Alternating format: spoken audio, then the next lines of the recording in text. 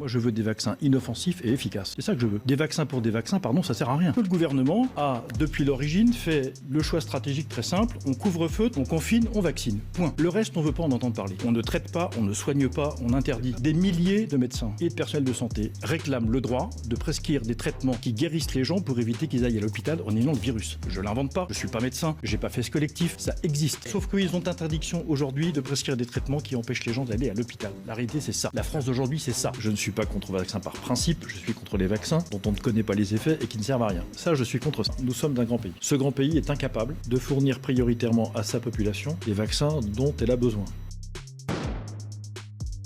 Il y a un problème d'encadrement intermédiaire dans la police, très clair. Quand on traite correctement et qu'on installe une chaîne hiérarchique de commandement qui est une vraie chaîne de commandement avec des gens qui sont expérimentés, qui ont du terrain derrière eux, qui ont de la densité personnelle, tout ça peut se régler facilement. Qu'il y ait des comportements déviants et qu'ils soient sanctionnés, parfait. Faites que les contrôles d'identité souvent n'aboutissent à rien en termes de procédure ne justifie pas qu'on les arrête. Vous mettrez tous les outils que vous voulez. S'il n'y a pas de chaîne de commandement efficace avec des gens qui sont respectueux des consignes qui sont les leurs, des missions qui sont les leurs, vous perdez votre temps. Ça passe d'abord par des efforts de formation, d'encadrement pour que les missions soient bien intégrées et bien respectées.